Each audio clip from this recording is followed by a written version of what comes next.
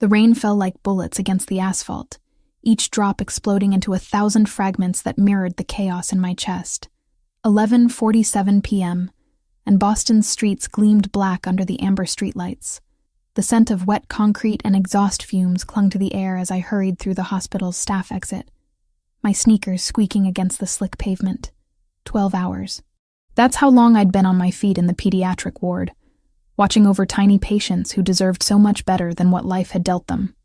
My scrubs clung to my tired body, the pale blue fabric darkened with sweat, and the occasional splash of juice from a toddler who'd finally smiled after 3 days of fever. These moments made everything worth it. Almost everything. My keys jingled in my trembling fingers as I approached my beaten Honda Civic, parked under the flickering fluorescent light of the staff parking garage. The metal was cold and wet beneath my palm when I reached for the handle, but then I heard it. Footsteps. Slow, deliberate, echoing off the concrete walls.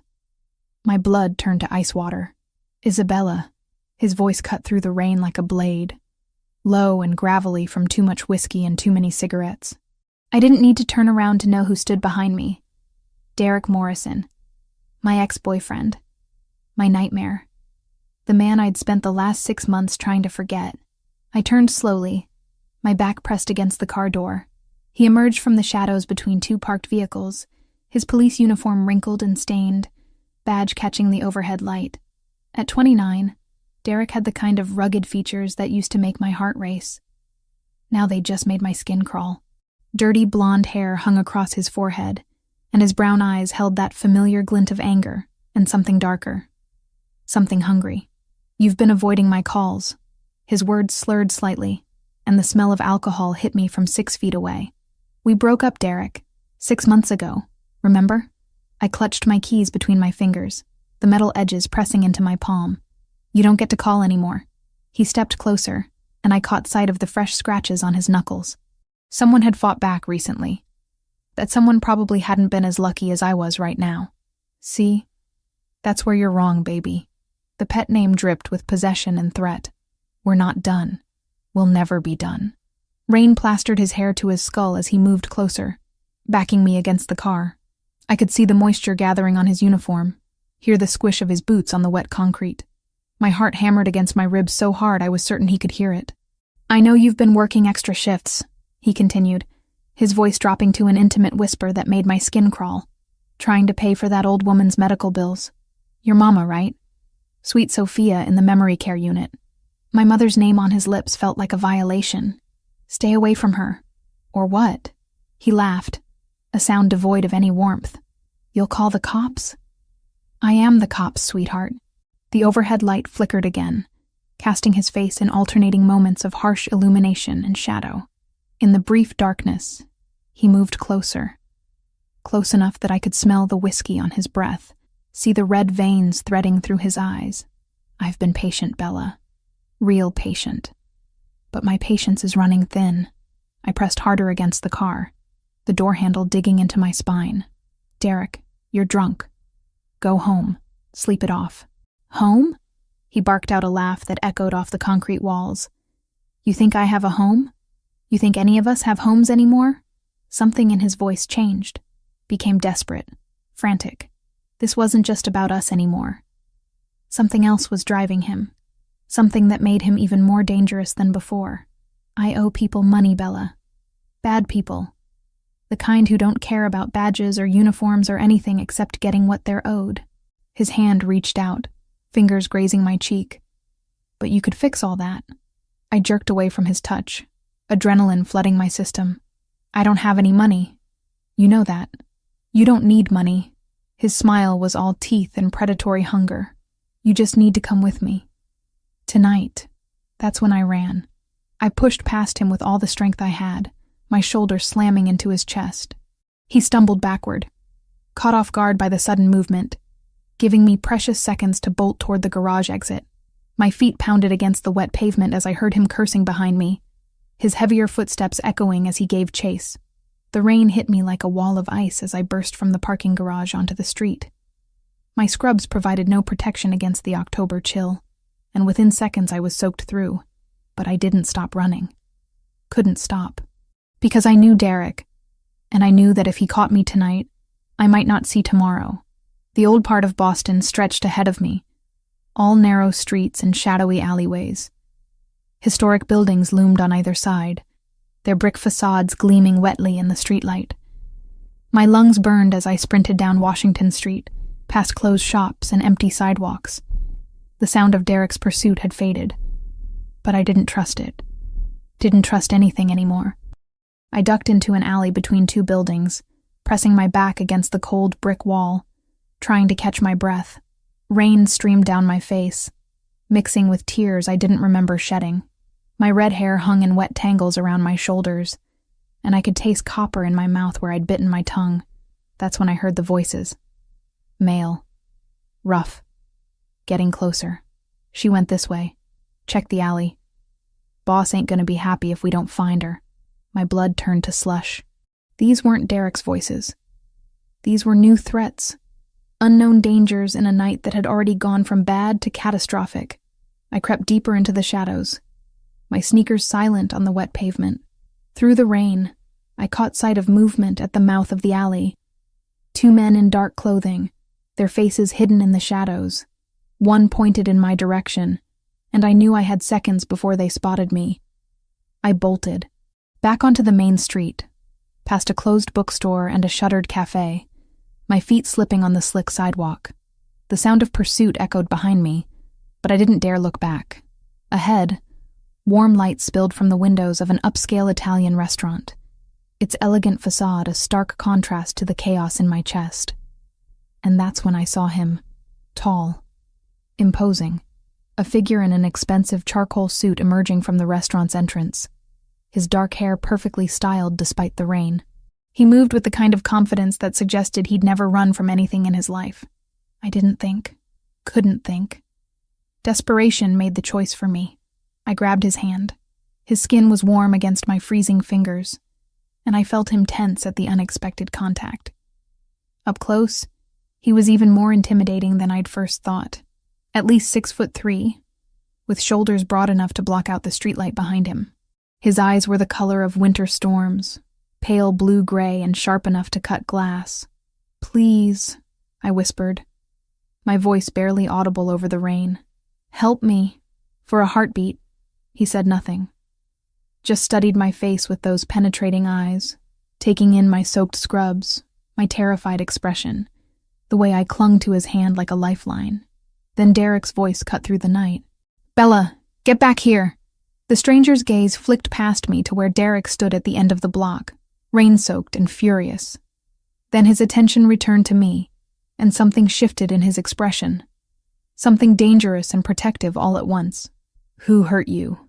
His voice was low, controlled, with the faintest trace of an accent I couldn't place. Before I could answer, two men in dark suits materialized from the shadows behind him. They moved like ghosts, silent and deadly, flanking us without a sound. Derek took one look at them and stopped dead in his tracks.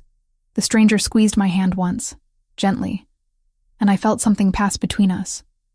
A promise, maybe, or a warning.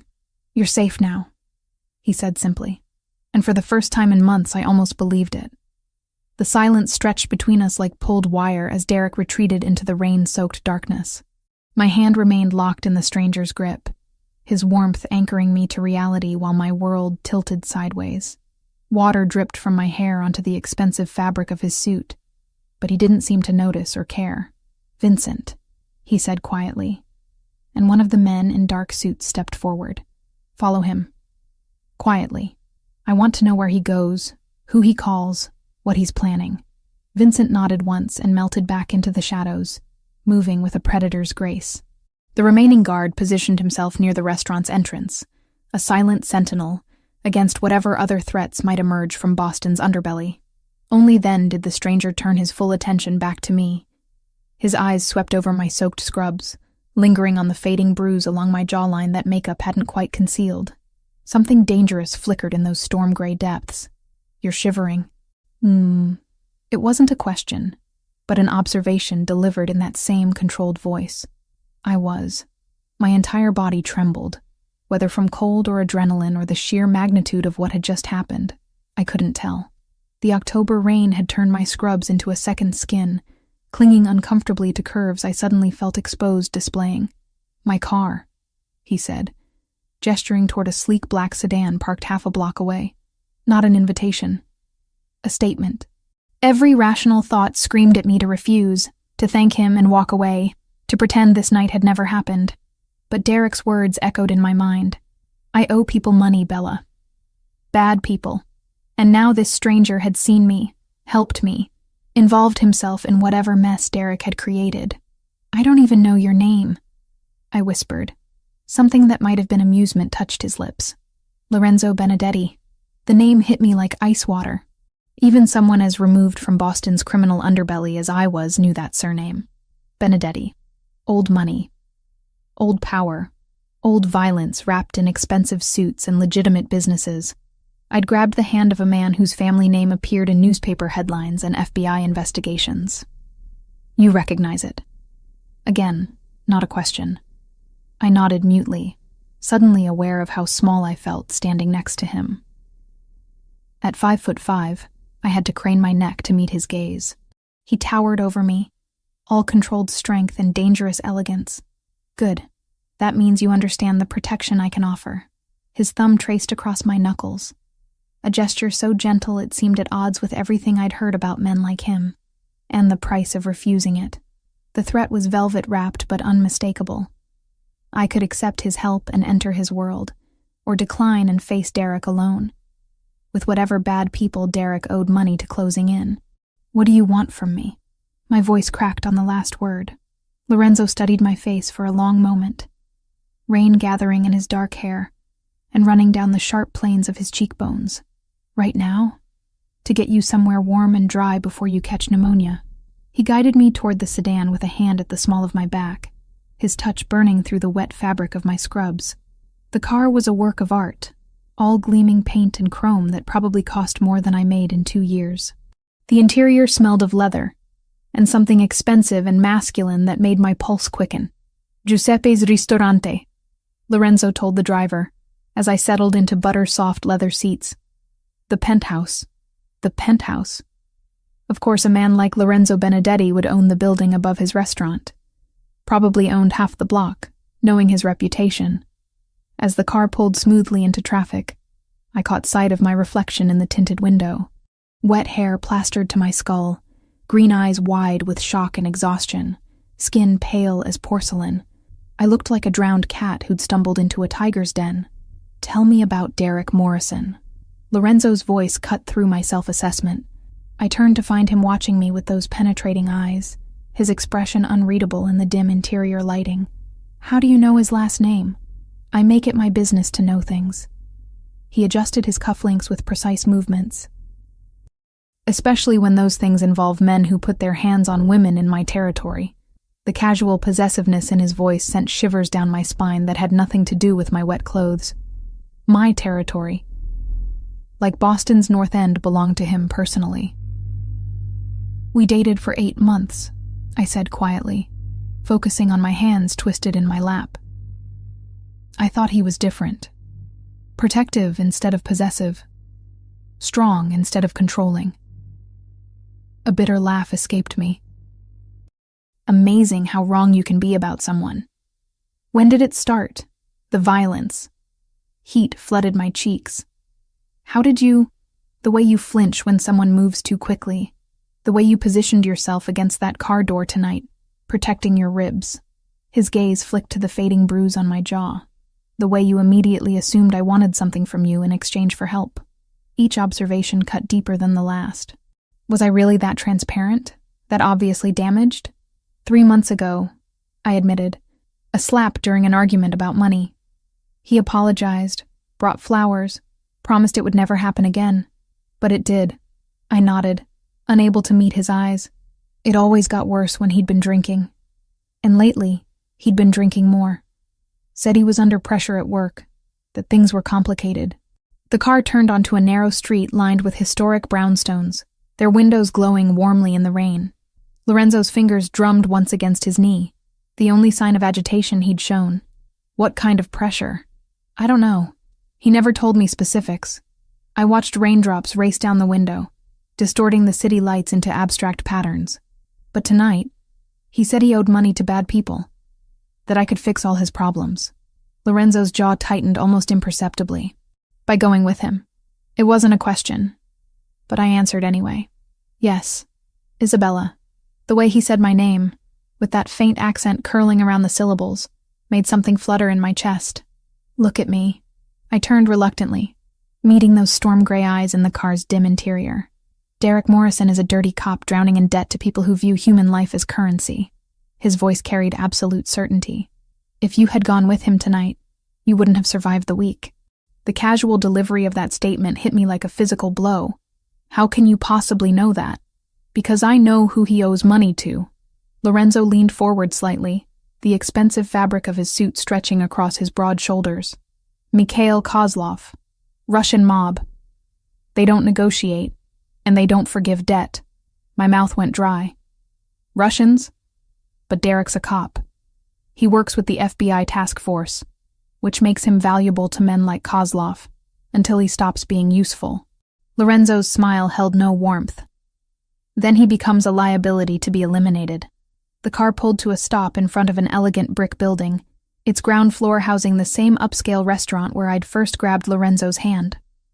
Above it, floors of expensive condominiums rose into the rainy night, their windows glowing like golden eyes. This is your building.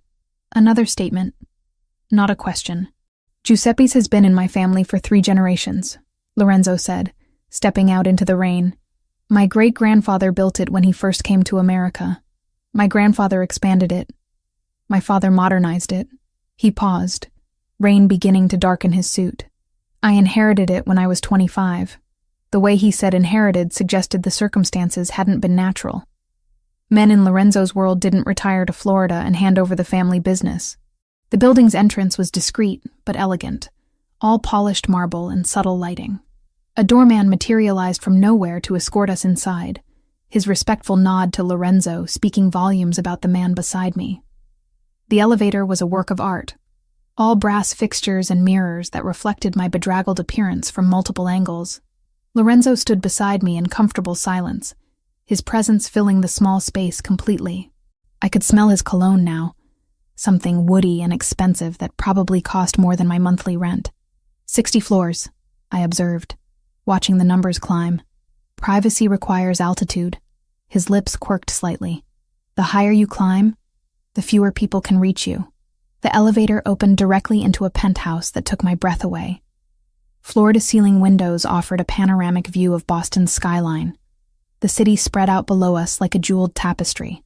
Rain streaked the glass, creating patterns that shifted and reformed with each gust of wind. The space itself was a study in understated luxury. Clean lines, neutral colors, furniture that probably cost more than my car. Everything spoke of wealth, but quiet wealth. The kind that didn't need to shout to be heard. You're still shivering, Lorenzo observed. I was. Despite the penthouse's warmth, I couldn't seem to stop trembling. The adrenaline was wearing off, leaving behind exhaustion and the dawning realization of what my life had become in the span of 1 terrifying hour. Lorenzo disappeared down a hallway and returned with a thick terry cloth robe and a towel. There's a guest bathroom through there, he said, pointing toward an archway. Hot shower. Take as long as you need. The kindness in the gesture nearly undid me. When was the last time someone had offered me comfort without expecting something in return? Why are you helping me? The question tumbled out before I could stop it. Lorenzo moved to the window, hands clasped behind his back as he gazed out at the city below. Rain continued to lash the glass. But from up here, the storm seemed distant and manageable. Maybe I don't like seeing women afraid. He glanced back at me, and something in his expression made my pulse quicken. Or maybe I have my own reasons for wanting Derek Morrison to pay for his mistakes. Before I could ask what he meant, my phone buzzed in my pocket. The sound cut through the penthouse's quiet like a gunshot, making both of us tense. Derek's name glowed on the screen. Answer it, Lorenzo said quietly. Let him know you're safe. Safe? I stared at him. I'm in the penthouse of a man whose family protects what belongs to them. Lorenzo's eyes met mine, and something passed between us. A current of understanding, or maybe recognition. You grabbed my hand tonight, Isabella. That makes you mine to protect. The phone continued buzzing insistently. Outside, thunder rumbled across the city, and I realized my life had just changed forever. The morning light filtering through Lorenzo's penthouse windows felt surreal, like waking up inside someone else's life. I sat at the marble kitchen island, fingers wrapped around a coffee cup that probably cost more than my weekly grocery budget, watching Boston stretch out below in golden autumn sunshine. The storm had passed, leaving the city washed clean and gleaming. 48 hours. That's how long I'd been here, playing the strangest game of house with a man whose very name made people cross the street. 2 days of borrowed silk pajamas, gourmet meals I couldn't pronounce, and the constant, nagging awareness that I was a guest in a gilded cage. You're thinking too loud. Lorenzo's voice came from behind me, rich and slightly amused. I turned to find him leaning against the kitchen doorway, dressed in charcoal slacks and a white shirt with the sleeves rolled up to his forearms. Even in this casual state, he radiated the kind of controlled power that made my pulse skip. His dark hair was slightly mussed, and I caught myself wondering if he'd slept badly too. I should go home, I said for the 3rd time since Friday night. I have a life, responsibilities, patients who need me. Dr. Martinez covered your shifts. He moved into the kitchen with that fluid grace I was beginning to recognize, pulling ingredients from the refrigerator. Your supervisor was very understanding when I explained you were dealing with a family emergency. I stared at him. You called my hospital? Without asking me? I called everyone who needed to know you were safe. Lorenzo cracked eggs into a bowl with practiced precision. Your landlord knows you'll be away indefinitely. The nursing home where your mother lives received an anonymous donation to cover her care for the next 6 months. Each revelation hit me like a physical blow. You had no right. I had every right. His voice remained calm, but something dangerous flickered in those gray eyes. The moment you grabbed my hand, you became my responsibility. I'm not your responsibility. I'm not anyone's responsibility but my own. Lorenzo set down the whisk and turned to face me fully. In the morning light, I could see details I'd missed in the rain-soaked darkness of that first night. The scar that bisected his left eyebrow. A thin white line that suggested violence survived. The slight stiffness in his right shoulder when he moved, as if compensating for an old injury. The way his eyes constantly scanned our surroundings, even here in his own home. Tell me about Derek Morrison's debts, he said, ignoring my protest entirely. I don't know anything about his debts. I told you that. Tell me what you do know. It wasn't a request. I sank back onto the bar stool, suddenly exhausted. Fighting Lorenzo felt like trying to move a mountain with my bare hands. He started acting strange about 4 months ago. Paranoid. Jumpy. He'd get phone calls at odd hours and step outside to take them. Lorenzo resumed cooking, but I could feel his attention focused entirely on my words. What kind of calls? I don't know. He always went to another room. I wrapped my hands tighter around the coffee cup, seeking its warmth. But after he'd hang up, he'd be agitated for hours. Sometimes he'd drink until he passed out. And the violence started around the same time. Heat flooded my cheeks. Even after everything, talking about Derek's abuse felt like admitting to some fundamental failure on my part. Yes, he was taking his fear and frustration out on you because he couldn't take it out on the people who actually threatened him. Lorenzo's voice carried an edge of controlled anger. Coward's behavior. The eggs sizzled as they hit the heated pan, the domestic sound at odds with our conversation. Lorenzo moved around the kitchen like he belonged there, which surprised me. Men in his position usually had people to handle mundane tasks like cooking. You know how to cook, I observed, needing to shift away from the subject of Derek's fists. My grandmother insisted all her grandsons learn. Said we'd never find good women if we couldn't feed ourselves. A genuine smile ghosted across his lips. She was a formidable woman, 5 feet tall, and absolutely terrifying. The glimpse of warmth in his expression made something flutter in my chest. Was? Died when I was 26. Lived to see me take over the family business. Made sure I understood the responsibility that came with the name. His smile faded. She would have liked you. How can you possibly know that? Lorenzo plated the eggs alongside perfectly toasted bread and fresh fruit arranged like a piece of art. Because you work in a children's hospital. Because you've been taking care of your mother alone for 3 years. Because when a violent drunk cornered you in a parking garage, your first instinct was to fight, not cower. He set the plate in front of me, and I caught a whiff of his cologne mixed with the scent of cooking. It was disturbingly domestic, this moment of quiet breakfast conversation. As if we were a normal couple discussing normal things instead of a kidnapped nurse and her captor talking about grandmother's recipes. "This isn't kidnapping," Lorenzo said, reading my thoughts with unsettling accuracy. "This is survival. Then I can leave? Right now, if I want?" He was quiet for a long moment, gray eyes studying my face. "Where would you go?" "Back to your apartment, where Derek knows you live. Back to the hospital, where he knows you work. Back to visiting your mother, where he knows you go every Sunday." Each question hammered home the horrible truth I'd been avoiding. Derek had woven himself so thoroughly into my life that there was nowhere he couldn't find me. Nowhere I'd be safe.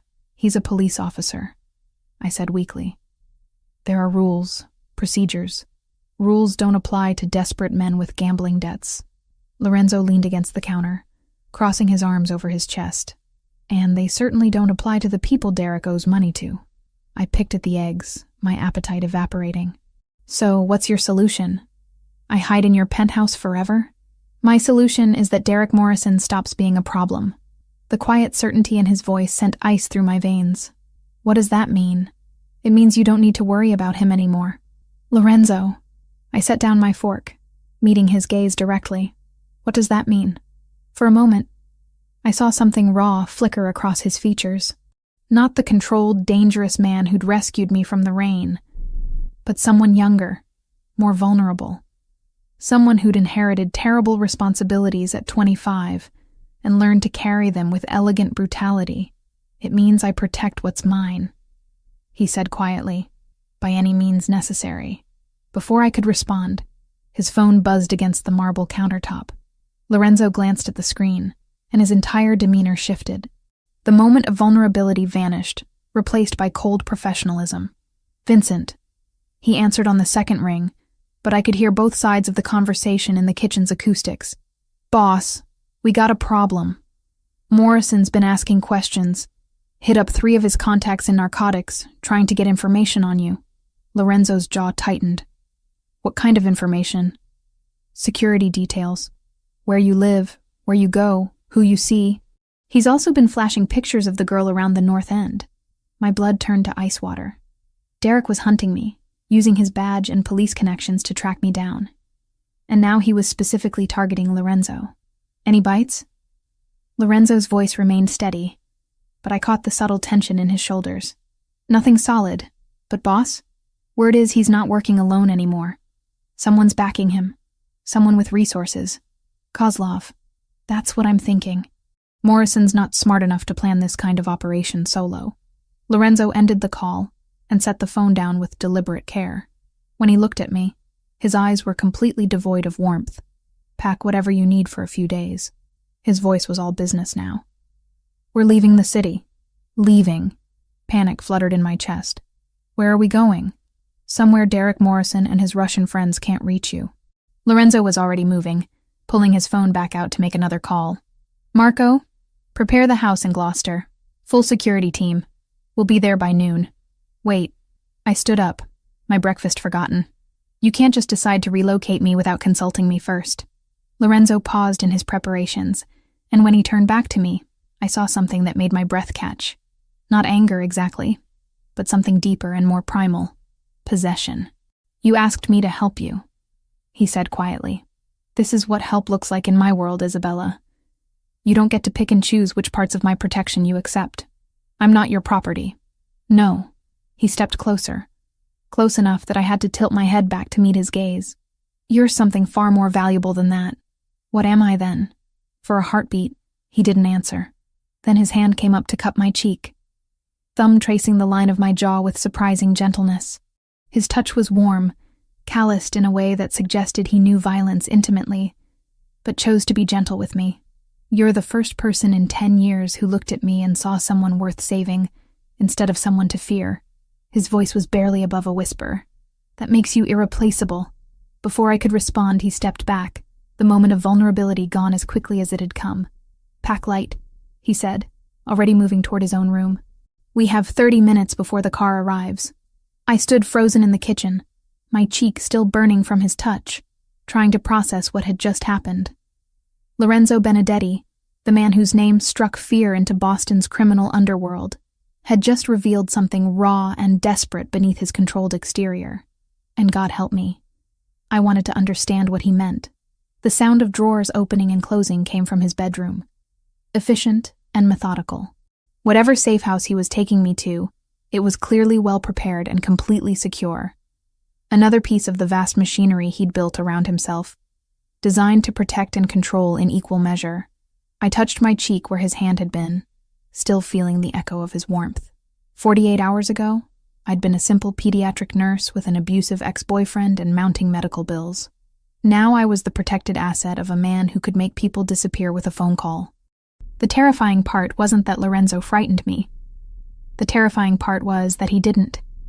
The safe house in Gloucester sat perched on rocky cliffs overlooking the Atlantic, its weathered shingles and wraparound porch giving it the appearance of a quaint New England cottage. But the illusion shattered the moment I noticed the discreet cameras, the reinforced windows, and the way Lorenzo's men positioned themselves at strategic points around the property. 3 days. 3 days of walking along private beaches, reading in sun-drenched window seats, and pretending this was some kind of romantic getaway instead of protective custody. The October air carried the salt tang of approaching winter, and I'd taken to bundling in one of Lorenzo's sweaters while I sat on the porch, watching seabirds wheel against the gray sky. Lorenzo had been the perfect gentleman. Respectful distance, polite conversation. No repeat of that moment in his penthouse kitchen when his hand had cupped my cheek and made my pulse stutter. It should have been reassuring. Instead, it left me restless and confused, hyper-aware of his presence in ways that had nothing to do with fear. "The sunrise here is extraordinary." His voice came from behind me, rich with that faint accent that made my skin prickle with awareness. I didn't turn around, too afraid he'd see something in my expression I wasn't ready to acknowledge. "It's beautiful. Peaceful. Peaceful is good. Peaceful keeps you alive." Lorenzo settled into the porch chair beside me, extending a steaming mug of coffee. Vincent called. "Derek Morrison visited your hospital yesterday." My blood turned to ice. "What did he want?" "To speak with your supervisor. Claimed he was concerned about your welfare, said you'd been acting erratically before you disappeared." Lorenzo's jaw tightened. "Dr. Martinez didn't buy it. Told him patient confidentiality prevented her from discussing your personal situation." I set down my coffee with trembling fingers. "He's not going to give up, is he?" "No." Lorenzo leaned forward, elbows resting on his knees. "Men like Derek don't surrender easily, especially when they're desperate." The morning sun caught in his dark hair, highlighting threads of silver I hadn't noticed before. At 34, Lorenzo carried himself with the confidence of someone who'd seen too much, survived too much. There were lines around his eyes that spoke of sleepless nights and difficult decisions. "Tell me about your father." The words tumbled out before I could stop them. Lorenzo went very still. "Why do you want to know?" "Because you said you inherited the family business when you were 25. Because yesterday, I watched you order a man's execution over the phone like you were discussing the weather." I turned to face him fully. "Because I need to understand who you really are." For a long moment he said nothing. Then he stood, moving to the porch railing with that fluid grace I'd come to recognize. His hands gripped the worn wood, knuckles white with tension. "My father was Antonio Benedetti, third-generation Italian-American, built our legitimate construction business from nothing." Lorenzo's voice was carefully neutral. "He believed in old-world values, family, loyalty, honor. And the other business, the illegal side, that came later. Protection money from shop owners who couldn't afford police response times, loans for families who couldn't get bank approval, dispute resolution for people the courts ignored." Lorenzo's smile held no warmth. "It started as helping the community. It evolved into controlling it."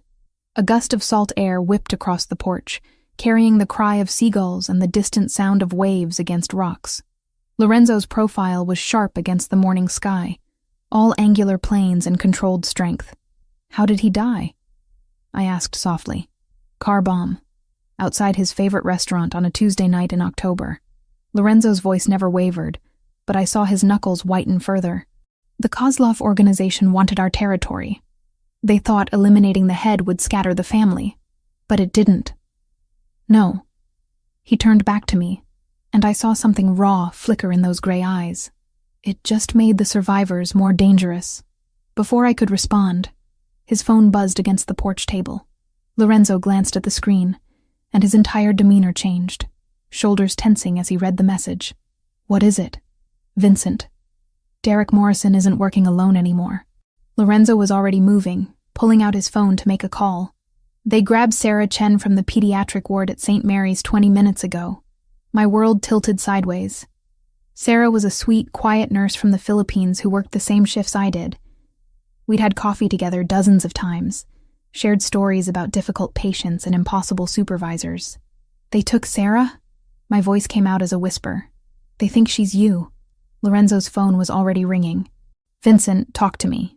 I could hear Vincent's voice through the speaker, tight with tension. 2 men in a van, grabbed her outside the hospital pharmacy. Professional job.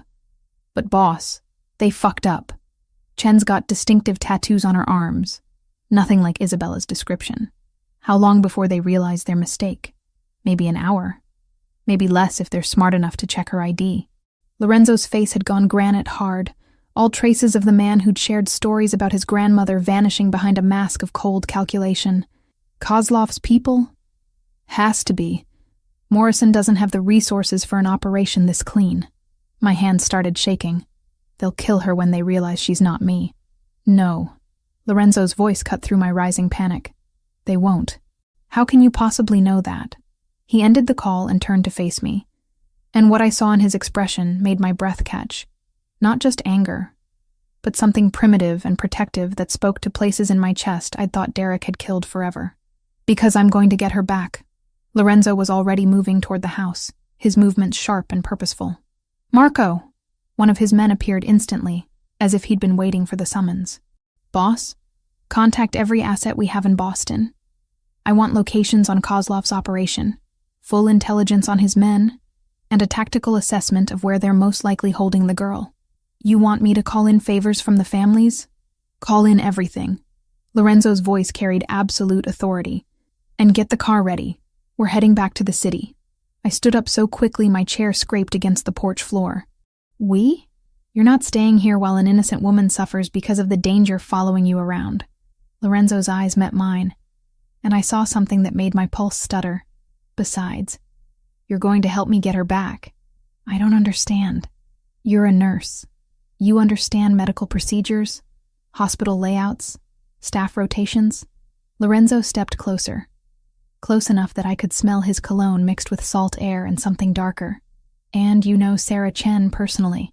You can identify her positively. Make sure we're rescuing the right person.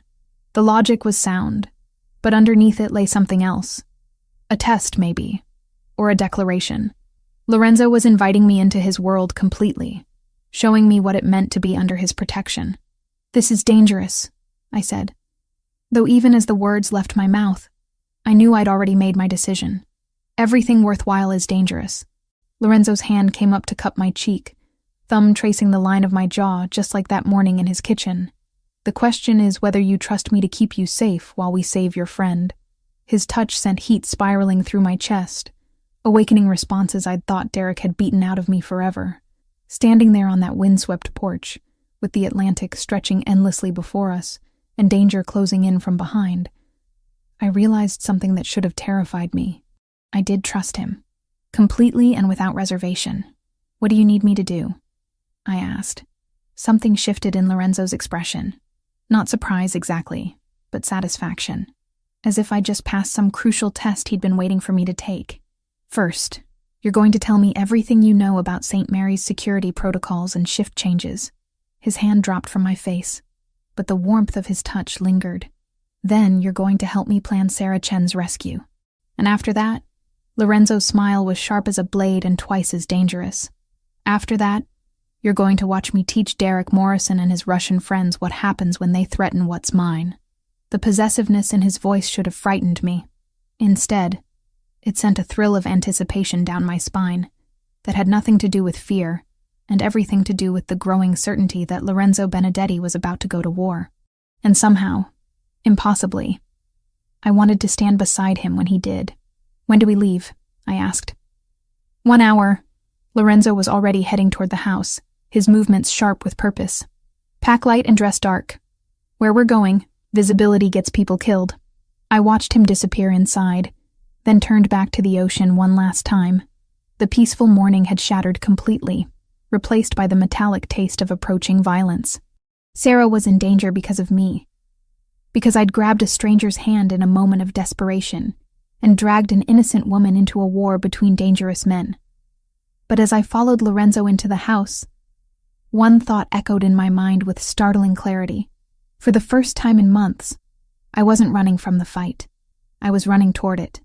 The manila folder on Lorenzo's desk contained my entire life reduced to photographs and printed reports. Bank statements showing my mother's medical bills, employment records from St. Mary's, even copies of text messages I'd sent to colleagues about picking up extra shifts. Everything was there, laid out with clinical precision that made my skin crawl. "How long have you been watching me?" I asked, my voice barely steady. Lorenzo stood behind his desk in the penthouse study, hands clasped behind his back as he gazed out at the Boston skyline. We'd returned from Gloucester 3 hours ago, Sarah's rescue mission planned down to the minute. But first, apparently, came this moment of truth. Vincent has been conducting background checks on everyone in your social circle since Friday night. His reflection in the window looked carved from stone. Standard security protocol when someone enters my protection. That's not what I asked. I flipped through pages of surveillance photos. Me leaving the hospital. Me visiting my mother. Me grocery shopping on a Tuesday afternoon, completely unaware I was being documented. These photos go back weeks, Lorenzo. Maybe months. He turned slowly, and the expression on his face confirmed what I'd already begun to suspect. 6 months. The admission hit me like a physical blow. 6 months? You've been stalking me for 6 months? I've been watching you. His voice remained maddeningly calm. There's a difference. Is there? I stood up so quickly the chair scraped against the hardwood floor.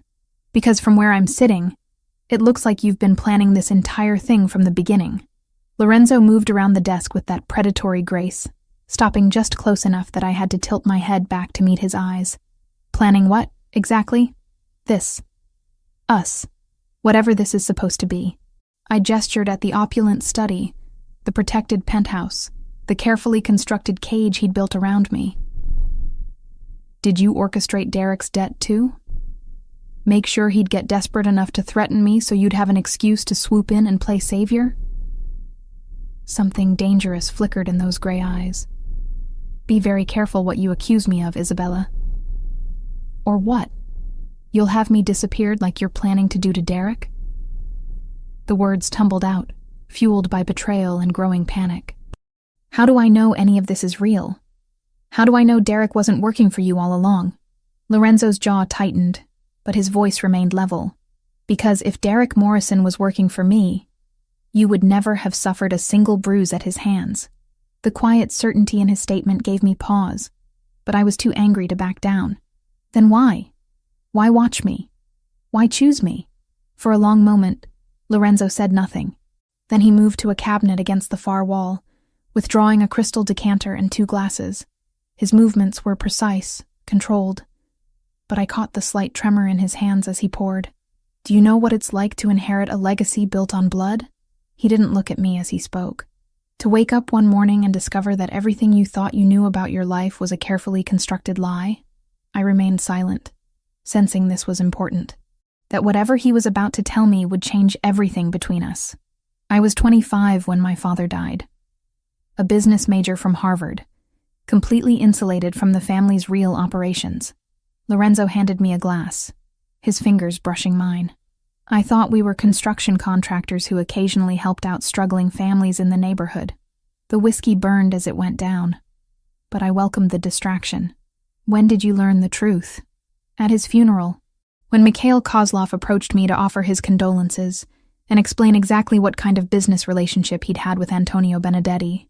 Lorenzo's laugh held no humor. Apparently my father had been quietly expanding into territories the Russians considered theirs. So Kozlov killed him. Kozlov ordered it.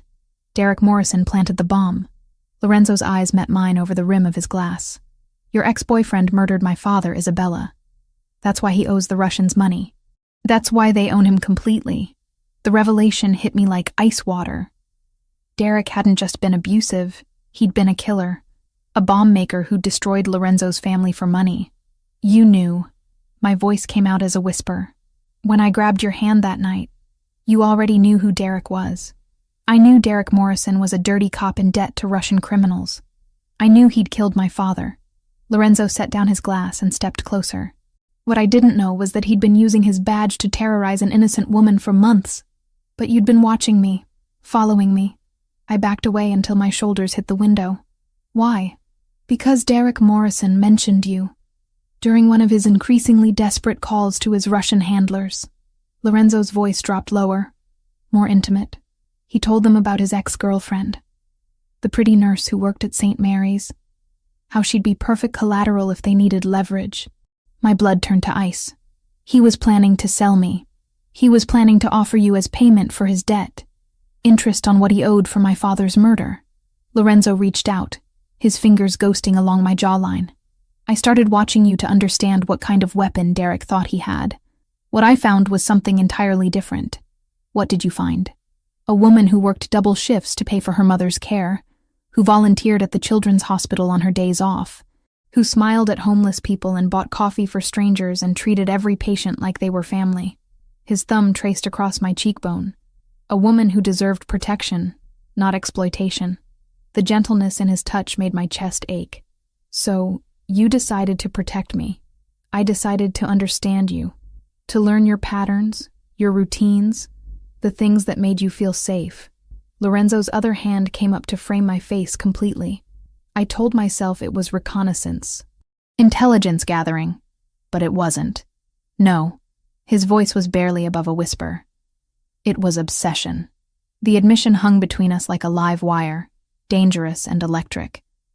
Lorenzo's hands on my face were warm, steady, nothing like Derek's violent possessiveness. This was different. Darker, maybe, but infinitely more careful. You could have approached me differently, I said. Told me about Derek's debt, warned me about the danger, and you would have gone to the police, filed reports, trusted the system to protect you. Lorenzo's smile was sharp as a blade. Derek Morrison is the system, Isabella. He would have buried your complaints and escalated his timeline. So instead you waited for him to corner me in a parking garage. I waited for you to need me. His hands dropped from my face, and immediately I missed their warmth. I waited for circumstances to align so that when I offered you protection, you'd be desperate enough to accept it. The manipulation was breathtaking in its scope and execution. Lorenzo hadn't saved me from Derek's violence. He'd simply positioned himself to be available when that violence finally escalated beyond my ability to handle it alone. I should be furious, I said quietly. You should be. You should demand I take you somewhere safe and leave you alone forever. Lorenzo moved back to his desk, putting distance between us. You should run as far and as fast as you can from what I represent. But I'm not going to. No? He looked up, and I saw something vulnerable flicker in those gray eyes. No. I crossed to where he stood, closing the distance he'd created. Because Sarah is still out there, scared and alone. Because Derek Morrison helped murder your father. And because despite everything you've done, I trust you more than I've ever trusted anyone. Lorenzo went very still. Isabella, you manipulated the situation, yes. You watched me without consent, invaded my privacy, orchestrated circumstances to make yourself indispensable. I reached up, cupping his face the way he'd done to me. But you also paid my mother's medical bills anonymously. You made sure I was safe at work. You never let Derek hurt me worse than he already had. That doesn't excuse what I've done. No, it doesn't. I stepped closer, until there was no space left between us. But it explains why you did it. And right now, understanding you matters more to me than forgiving you. For a heartbeat. Neither of us moved. Then Lorenzo's control shattered completely. He kissed me with a hunger that spoke of months of careful distance, of watching from shadows, and wanting what he couldn't have. His hands tangled in my hair, holding me steady as he claimed my mouth with devastating thoroughness. I kissed him back with equal intensity, pouring weeks of confusion and attraction and desperate need into the contact. When we finally broke apart, both breathing hard, Lorenzo rested his forehead against mine. "This changes everything," he said quietly. "I know. Once we save Sarah, once we deal with Derek and Kozlov, you'll be free to leave, to go back to your normal life." His eyes searched mine. "But if you stay, if you choose this, there's no going back." My world doesn't offer second chances or clean exits. I thought about my cramped apartment, my lonely shifts at the hospital, the small, safe life I'd built for myself. Then I thought about the way Lorenzo looked at me like I was something precious and dangerous and worth protecting at any cost. "I'm not going anywhere," I told him. Something fierce and possessive flared in his expression. "You're sure?" Instead of answering, I kissed him again, soft and certain and full of promise. When I pulled back, Lorenzo's smile was sharp enough to cut diamonds. "Then let's go get your friend back." Sarah was alive. Terrified but alive, cable tied to a chair in an abandoned warehouse near Boston Harbor, her dark hair matted with dried blood from where they'd struck her during the kidnapping. Through my binoculars, I could see the distinctive cherry blossom tattoo on her left forearm, confirmation that Kozlov's men had indeed grabbed the wrong woman. 12 men that we can count," Vincent murmured into his comm device. 2 on the roof, 4 patrolling the perimeter, 6 inside with the hostage. I crouched beside Lorenzo behind a shipping container, my heart hammering against my ribs as we surveyed the warehouse from our concealed position. The salt air carried the tang of low tide and diesel fuel, mixing with the metallic taste of approaching violence that seemed to coat everything in Lorenzo's world. "Where's Derek?" Lorenzo's voice was barely above a whisper, but it carried deadly intent. "No sign of him yet, but boss, we got a problem. Lucas just called in. Kozlov's people grabbed Clara Martinez 20 minutes ago." The blood in my veins turned to ice water. Lucas was Lorenzo's younger brother, his second-in-command and most trusted lieutenant. Clara was Lucas's girlfriend, a sweet archaeology student who taught children's art classes on weekends. She had nothing to do with any of this except the misfortune of loving a Benedetti. Lorenzo's jaw tightened, but his voice remained controlled. "Where?" "Outside her apartment near BU campus.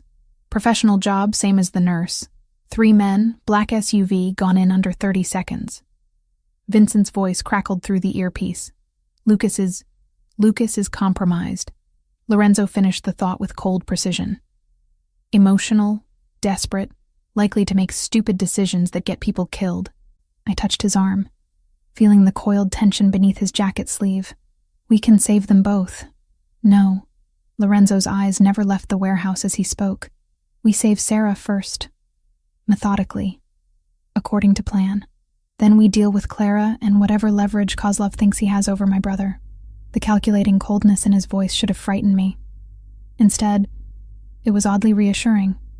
This was Lorenzo in his element, compartmentalizing emotions to focus on tactical necessities. The kind of man who could dismantle an enemy's entire operation while maintaining perfect control.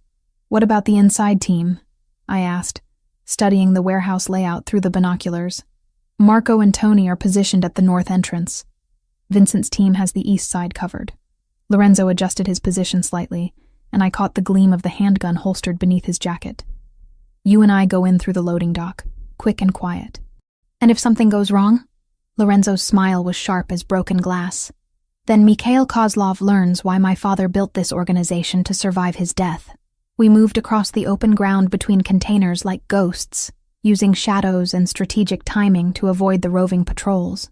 Lorenzo moved with the fluid precision of someone who'd done this before, many times, and his confidence steadied my nerves even as adrenaline flooded my system. The loading dock was secured with a chain-link gate that Vincent had already cut, leaving an opening just wide enough for us to slip through.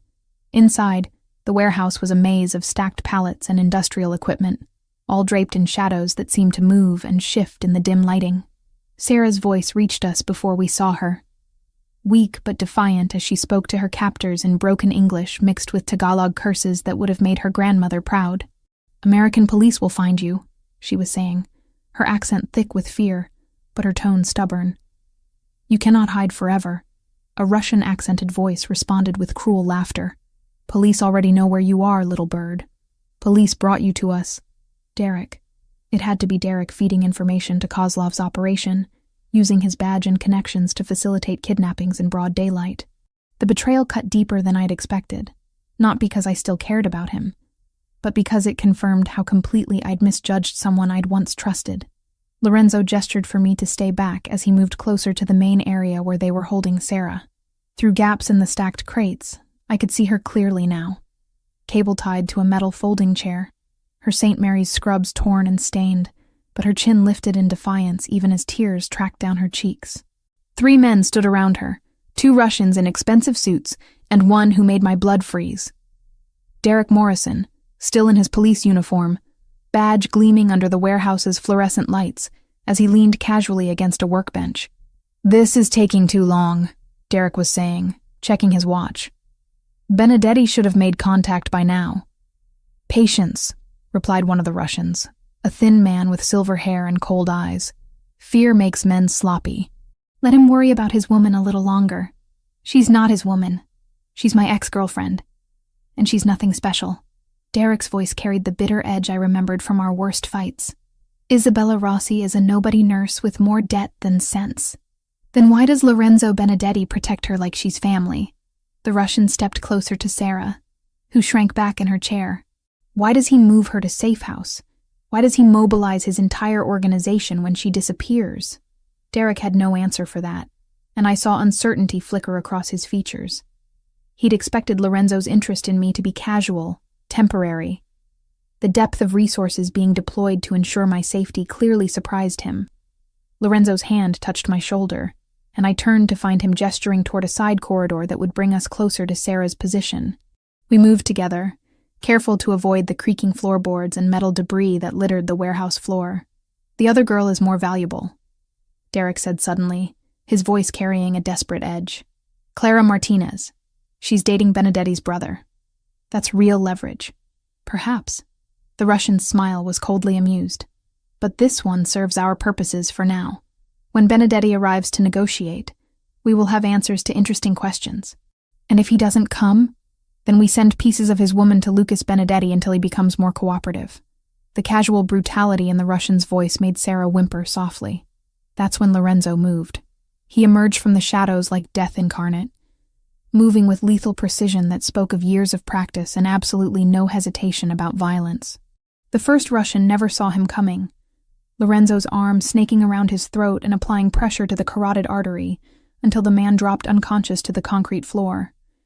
The second Russian spun toward the sound, hand reaching for the gun holstered beneath his jacket, but Lorenzo was already there.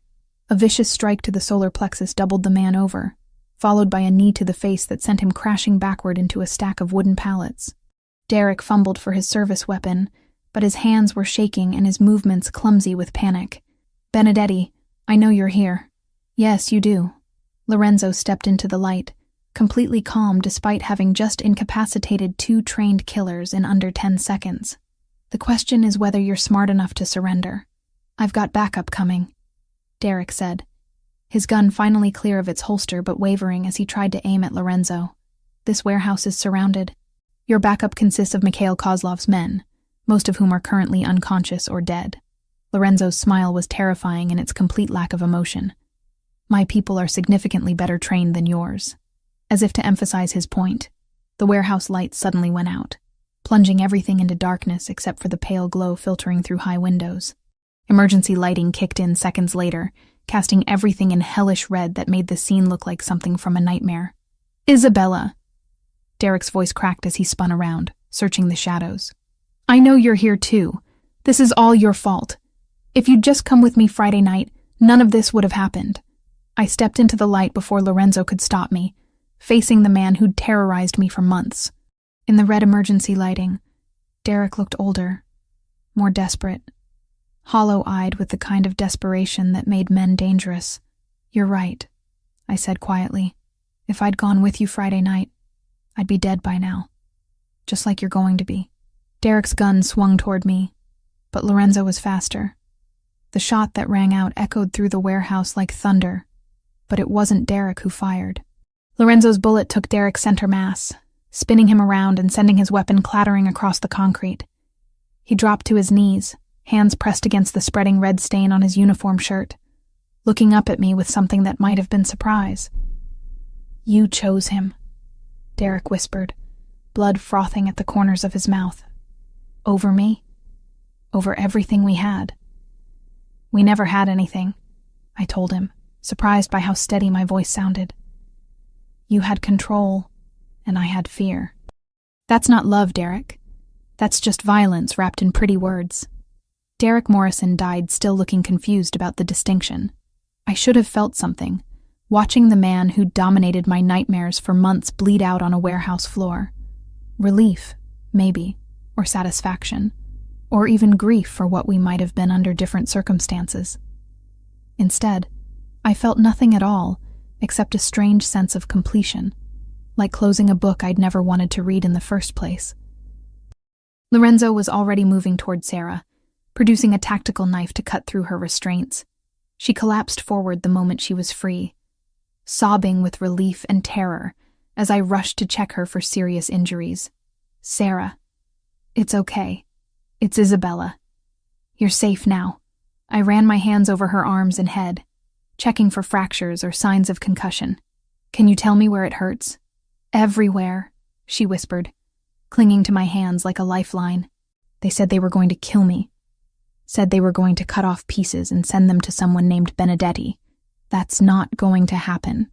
Lorenzo appeared beside us, his voice gentle in a way that seemed at odds with the violence he'd just unleashed. "You're under my protection now, Miss Chen. No one will hurt you again." Sarah looked between us, intelligence flickering in her dark eyes despite the trauma. "You're him, the man Isabella grabbed. I am, and you came to save me." We both did. Lorenzo's gaze met mine over Sarah's head, and something passed between us that had nothing to do with words, and everything to do with the choice I'd made to stand beside him in his world of shadows and violence. "What about Clara?" I asked as we helped Sarah to her feet. Lorenzo's expression hardened again, the gentle protector disappearing behind the mask of the Don. "Now we get my brother's girlfriend back." And then Mikhail Kozlov learns what it cost to threaten a Benedetti. As we made our way toward the warehouse exit, Sarah leaning heavily on my arm, and Lorenzo's men materializing from the shadows to escort us to safety, I realized something that should have terrified me. I wasn't leaving Lorenzo's world anymore. I was becoming part of it. The phone call came at 3 a.m, shattering the fragile peace Lorenzo and I had built during the 24 hours since Sarah's rescue. I jerked awake in his arms, my heart hammering as the ringtone cut through the penthouse's silence like a blade. Lorenzo was instantly alert, reaching for his phone with the reflexes of a man who'd learned to expect danger during vulnerable moments. The caller ID made his jaw tighten with lethal intent. "Lucas." He answered without preamble, his voice sharp with controlled tension.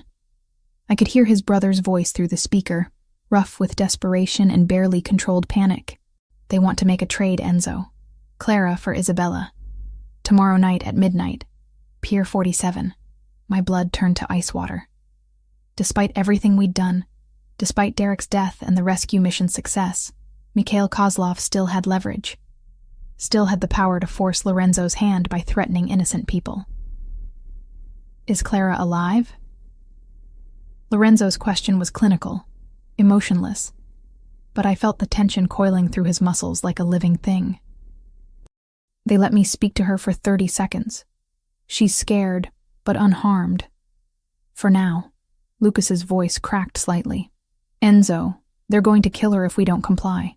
Kozlov made that very clear. Lorenzo sat up, running a hand through his dark hair as his mind processed tactical possibilities. "How many men does he have with him?" I counted 12 during the exchange.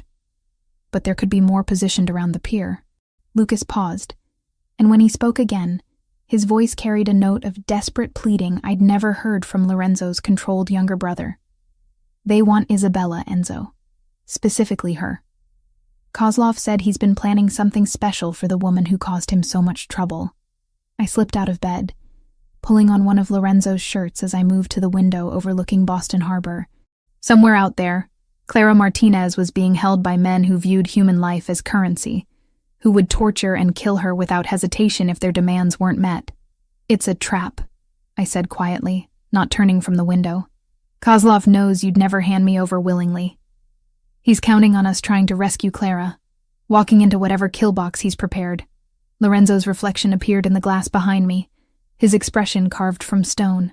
You're right, which is why we're not going to play by his rules. What do you mean? Lucas, are you listening? Lorenzo spoke into the phone while his eyes held mine in the window's reflection. I'm here.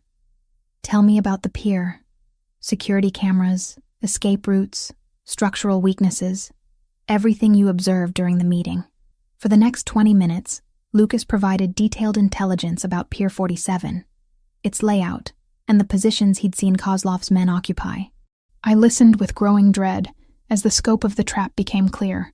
The pier was isolated, surrounded by water on 3 sides, with limited access points and no cover for approaching rescuers.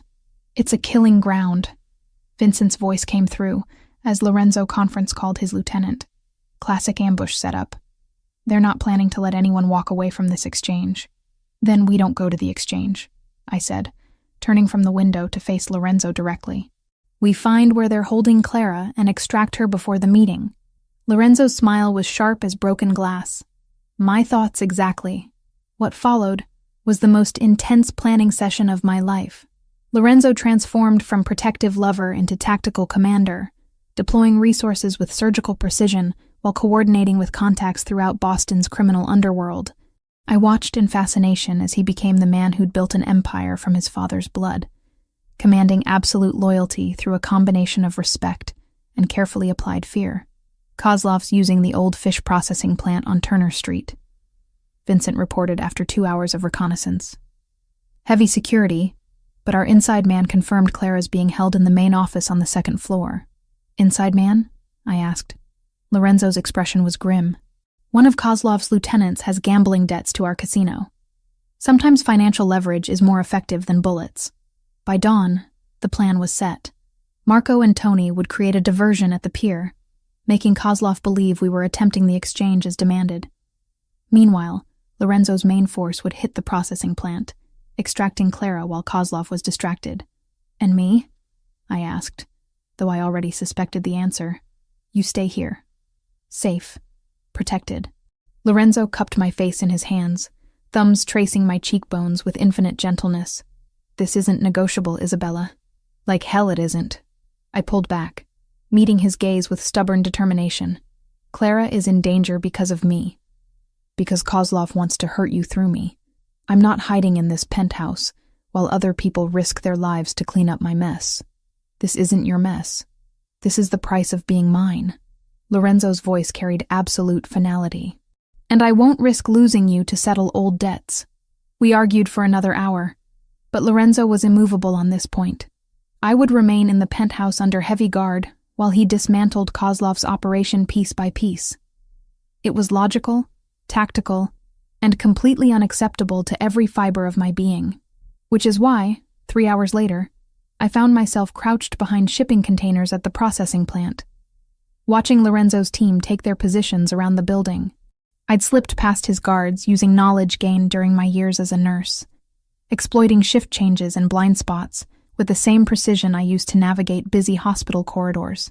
Vincent's voice crackled through the stolen earpiece I'd lifted from Lorenzo's desk.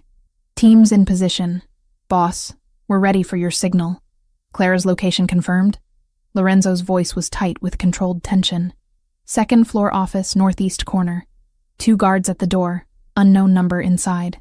I could see Lorenzo from my position, a dark figure against the pre-dawn sky as he prepared to lead the assault on the building where Clara was being held. Even from a distance, his movements spoke of coiled violence and absolute determination. That's when everything went wrong. The explosion came from the direction of Pier 47, a massive fireball that lit up the Boston Harbor skyline and sent shockwaves rippling across the water. Lorenzo's diversion team had walked into something far worse than an ambush. Marco's team is down. Vincent's voice carried panic for the first time since I'd known him. Boss, it was a setup. Kozlov had explosives rigged throughout the pier structure. Lorenzo's response was a string of Italian profanity that needed no translation. Kozlov had outmaneuvered us, using our own tactical assumptions against us while preparing a trap within a trap. New plan. Lorenzo's voice cut through the chaos with deadly calm. We hit this building now, hard and fast, before Kozlov realizes his diversion failed. Clara comes out alive, whatever it takes. The assault began with surgical precision. Lorenzo's men moved like ghosts through the processing plant, neutralizing guards with silenced weapons and tactical efficiency. I watched from my hiding spot as they systematically cleared each floor, working their way toward Clara's location with methodical violence. Then I saw him. Mikhail Kozlov himself, emerging from a black sedan that had just arrived at the plant's rear entrance. Silver-haired, elegantly dressed, moving with the confidence of a man who believed he controlled every variable in the equation. He wasn't alone. 6 heavily armed men flanked him as he entered the building, and I realized with growing horror that Kozlov hadn't been fooled by the diversion at all. He'd expected Lorenzo to attempt a rescue operation and had positioned himself to personally oversee Clara's execution when it began. I keyed the stolen radio. Lorenzo, Kozlov just arrived at the rear entrance with reinforcements. He's heading for the 2nd floor. Silence stretched across the comm channel before Lorenzo's voice came back, deadly quiet. Isabella, what the hell are you doing here? Being useful. Clara's in immediate danger. Kozlov isn't here for a prisoner exchange. He's here for a public execution. He wants you to watch her die. Another pause. Then Lorenzo's voice again, this time carrying resignation mixed with fury. Vincent? Isabella's position? North side, behind the blue containers. Boss, she's got good cover, but she's completely exposed if this goes sideways. I could practically hear Lorenzo's teeth grinding as he processed this new complication. Then, with the adaptability that had made him Boston's most feared crime lord, he shifted tactics entirely. Isabella, can you see the 2nd floor windows from your position? Yes. Northeast corner, 2 guards visible. In approximately 3 minutes, those guards are going to be very distracted by explosions and gunfire. If Clara appears at that window, if she's in immediate danger, I need you to guide her to safety. My mouth went dry. Guide her how? There's a fire escape on the building's north wall. If she can reach it, if she can climb down, you'll be her only chance of getting out alive. Before I could respond, the war began in earnest. Lorenzo's team hit the processing plant like a hurricane, breaching multiple entry points simultaneously while laying down suppressing fire that turned the pre-dawn quiet into a cacophony of violence. Muzzle flashes lit up the building's windows like deadly fireworks, and the sound of automatic weapons echoed across the harbor. I pressed myself deeper into cover as stray bullets sparked off metal containers around me, my heart hammering with terror and adrenaline. This wasn't like the warehouse rescue, surgical and controlled. This was urban warfare, chaotic and deadly, with Clara's life hanging in the balance. Movement at the 2nd floor window caught my attention. Clara's face appeared briefly, pressed against the glass, her mouth open in a scream I couldn't hear over the gunfire. Behind her, I caught a glimpse of Mikhail Kozlov, his silver hair gleaming as he grabbed her by the throat. Lorenzo! I keyed the radio desperately. Kozlov has Clara at the window. He's going to... The window exploded outward in a shower of glass and splintered wood. For one horrible moment, I thought Kozlov had thrown Clara to her death. Then I realized what I was seeing. Clara Martinez, 23-year-old archaeology student and children's art teacher, had grabbed a desk lamp and used it to smash through the window herself. She perched on the narrow ledge, bleeding from multiple cuts, looking down at the 30-foot drop to the alley below. Kozlov appeared behind her, gun in hand, his face twisted with rage, as he realized his hostage was attempting to escape. That's when I made the decision that would define the rest of my life. I stood up from behind the containers, making myself visible to both Clara and Kozlov, and shouted at the top of my lungs, "Clara! The fire escape! North side!" Kozlov's gun swung toward me, muzzle flash strobing in the pre-dawn darkness as bullets sparked off metal and concrete around my position. But Clara heard me, saw me, understood what I was telling her. She jumped. Not down to the alley, but sideways, toward the building's north wall where the fire escape ladder waited. Her fingers caught the metal rungs, and she hung there for a terrifying moment before beginning her descent. Kozlov's attention followed her movement, his gun tracking toward Clara's vulnerable form on the fire escape. I could see him taking aim, preparing to end Lucas's girlfriend with cold precision. That's when Lorenzo appeared behind Kozlov like an avenging angel, moving through the shattered window with lethal grace. His knife found Kozlov's throat before the Russian could fire, opening his carotid artery in a spray of arterial blood that painted the window frame crimson. Mikhail Kozlov, the man who'd ordered Antonio Benedetti's death and terrorized Boston's underworld for decades, died gurgling his own blood while staring down at the woman who'd escaped his carefully planned revenge. Clara reached the ground, just as Lorenzo's men finished securing the building. I ran to her, catching her as she collapsed, checking her for serious injuries while sirens wailed in the distance. "Is it over?" Clara whispered, clinging to my hands with desperate strength. I looked up at the second-floor window where Lorenzo stood silhouetted against the rising sun, Kozlov's blood still dripping from his blade. "Yes," I told her, and meant it. "It's over." But as Lorenzo's gaze found mine across the distance separating us, I realized something fundamental had changed during the violence and chaos of the morning. I wasn't the same woman who'd grabbed a stranger's hand in the rain a week ago. I was someone else entirely. Someone harder, more dangerous, and completely committed to the man who'd just killed to protect the people I cared about. Someone who belonged in Lorenzo Benedetti's world of shadows and blood. 6 months later, the morning sun streamed through the floor-to-ceiling windows of our private office on the 15th floor of Benedetti Construction's headquarters, casting golden patterns across architectural plans and medical supply invoices that covered Lorenzo's mahogany desk. Outside, Boston stretched in all directions, a city that no longer felt foreign or dangerous, but like something I helped protect. I initialed the final purchase order for the new pediatric wing at St. Mary's, officially completing the largest charitable donation in the hospital's history. The Isabella Benedetti Foundation had funded everything from new surgical equipment to a state-of-the-art children's cancer research facility, all while maintaining complete anonymity about its benefactor's true identity. "The board meeting went well?" Lorenzo asked, looking up from construction contracts as I set aside the medical files. "Dr. Martinez sends her regards, and her gratitude." I moved around the desk to where he sat, unconsciously settling onto his lap in a gesture that had become natural over the months. "The new wing will serve 3 times as many children as the old facility." Lorenzo's arms encircled my waist, pulling me closer against his chest. At 34, he carried himself with the same controlled danger that had first captured my attention. But now I saw the gentleness beneath the careful mask. The way his touch always lingered on my wedding ring, the platinum band he'd slipped onto my finger in a private ceremony 3 months ago. "Any regrets?"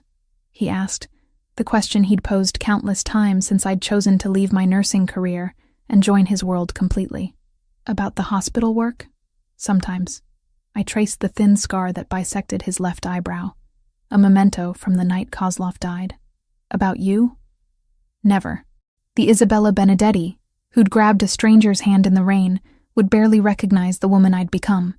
Gone were the financial struggles, the sleepless nights worrying about my mother's care, the constant fear that had defined my existence with Derek.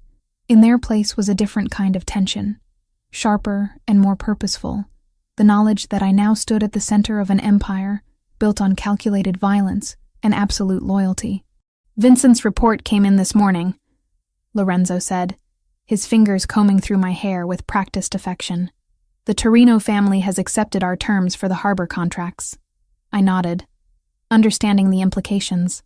6 months of careful negotiation had secured Benedetti Construction's dominance over Boston's waterfront development, generating millions in legitimate revenue while providing cover for less legal enterprises. It was the kind of strategic victory that would have been impossible without the intelligence network we'd built together. "And the other matter?" I asked. Lorenzo's expression darkened slightly. "Commissioner Walsh confirmed it. Derek Morrison's death has been officially ruled a gang killing. Case closed. The investigation into Kozlov's organization died with him." Relief flooded through me, though I maintained the composed exterior I'd learned was essential in Lorenzo's world. Derek's death had been necessary, justified, and completely illegal. Having it disappear into bureaucratic limbo removed the last shadow hanging over our new life. My phone buzzed with a text from Clara. Now Lucas's fiancée and my closest friend in this rarefied world of organized crime wives and girlfriends. The message showed a photo from their engagement party planning. Her radiant smile a stark contrast to the terrified woman I'd helped rescue from that fire escape. "Clara wants to know if we're free for dinner Sunday," I told Lorenzo. "Lucas is cooking. Lucas can barely make coffee without supervision. Clara's been teaching him. Apparently he's developed a passion for Italian cuisine." I laughed, imagining Lorenzo's younger brother struggling with pasta and sauce while his archaeology student girlfriend provided patient instruction. She says it's adorable watching him try to impress her grandmother. Lorenzo's smile was genuine, the expression transforming his features from dangerous to devastatingly handsome. "Tell them yes. It will be good for Lucas to show off his domestic skills." The intercom on his desk buzzed softly. "Mr. Benedetti, your 2 o'clock appointment is here. Send them in." The office door opened to admit Vincent and Marco, both men nodding respectfully as they entered. 6 months had transformed my relationship with Lorenzo's inner circle from wary acceptance to genuine trust, built through shared danger and demonstrated loyalty. "The Amalfi property is ready for your inspection," Vincent reported, setting a folder on the desk. "Full security installation, private airstrip, complete communications array. Your honeymoon location, as requested." I glanced at Lorenzo in surprise. We'd discussed taking a delayed honeymoon once the territorial disputes were settled, but he'd been characteristically secretive about the details. "Italy?" I asked. "The Amalfi Coast, my great-grandmother's village." Lorenzo's fingers intertwined with mine, and I caught the gleam of his own wedding band, white gold that matched my own. "I thought it was time you met the rest of the family." The rest of the family. The phrase carried weight in Lorenzo's world, implications that went far beyond simple relatives. Meeting the Italian Benedettis meant formal recognition, acceptance into a dynasty that stretched back generations. "How long?" I asked. 2 weeks, maybe 3, depending on how negotiations go with the old families.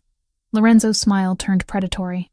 "It seems our success in Boston has attracted attention from Palermo." Vincent cleared his throat diplomatically. "There's also the matter of the Chicago representatives. They've requested a meeting about territorial boundaries in the Midwest." I listened as Lorenzo and his men discussed expansion possibilities, territorial agreements, and revenue projections with the same casual precision I'd once used to discuss patient care rotations. The language was different, the stakes infinitely higher, but the underlying structure felt familiar. Problems to solve, people to protect, systems to optimize. "What about St. Mary's?" I asked when they finished. "I have 3 foundation meetings scheduled next week. Sarah can handle the day-to-day operations," Lorenzo replied. "She's proven remarkably capable at managing charitable distributions." Sarah Chen had surprised everyone by requesting a position with the foundation, rather than returning to nursing after her rescue. The trauma of her kidnapping had left her unable to handle the stress of hospital work, but she'd discovered a talent for organizing relief efforts and coordinating medical supply donations. "And my mother? The care facility in Amalfi has been thoroughly vetted. Your mother will receive the same level of care she gets here, with the added benefit of Mediterranean climate and specialized dementia treatment." Lorenzo cupped my face gently. "She'll be safe, Isabella. They all will." After Vincent and Marco left with their instructions, I remained in Lorenzo's lap, processing the magnitude of what he'd planned. A honeymoon that was also a diplomatic mission, introducing me to the most powerful crime families in Europe while establishing our position in the international hierarchy. "Are you nervous?" Lorenzo asked, reading my thoughts with unsettling accuracy. "Should I be? The old families can be traditional in their expectations of women." His thumb traced across my cheekbone. "But you've proven yourself in ways they'll respect. You've shed blood to protect family. You've built legitimate enterprises that benefit the organization. You've earned your place beside me through action, not just marriage." The weight of his words settled over me like a mantle. 6 months ago, I'd been a pediatric nurse struggling to pay bills and avoid an abusive ex-boyfriend. Now I was the wife of Boston's most powerful crime lord, the silent partner in a multi-million-dollar empire, a woman who'd killed to protect the people she loved. "Do you ever miss it?" I asked. "The simplicity of your life before I grabbed your hand that night?" Lorenzo was quiet for a long moment. his hand stroking through my hair as he considered the question. "I miss the illusion of simplicity," he said finally. "The belief that I could keep the violence compartmentalized, separate from everything else. But you didn't complicate my life, Isabella. You completed it. Even though I've made you vulnerable, given your enemies something they can use against you, you've made me stronger." Lorenzo's voice carried absolute conviction. A man with nothing to lose is dangerous, but a man with everything to protect is unstoppable. The late afternoon sun slanted through the windows, painting everything in shades of gold and amber. Below us, the city hummed with its usual rhythm, millions of people living their lives completely unaware of the conversations and decisions being made in towers like this one. I thought about the woman I'd been 6 months ago, terrified and alone, convinced that her life was spiraling beyond control. She could never have imagined this moment, this sense of belonging to something larger and more dangerous than anything she'd ever dreamed possible. "I love you," I said, the words still carrying the weight of surprise even after months of marriage. "And I love you." Lorenzo's response was immediate, certain, backed by actions that had proven its truth in blood and sacrifice. More than power, more than the organization, more than life itself. He kissed me then, soft and deep and full of promise, tasting of coffee and determination and the kind of dangerous devotion that built empires and toppled kingdoms. When we broke apart, both breathing harder than before, Lorenzo rested his forehead against mine in the gesture that had become our private language of intimacy. "Ready to meet the family?" he asked. I thought about terrified nurses and archaeology students, about mothers with dementia and loyal lieutenants who'd become brothers, about the vast network of people who depended on the choices Lorenzo and I made together. "I'm ready," I said, and meant it completely. Outside the windows, Boston glittered in the setting sun, a city that belonged to us now, held in careful hands that had learned to balance mercy with necessary violence. The woman who'd once run through rain-soaked streets in terror now stood at the center of an empire, protected and cherished, and absolutely lethal when threatened. Isabella Benedetti, Queen of Shadows, Architect of Charity, Keeper of Dangerous Love. I'd never been more myself in my entire life.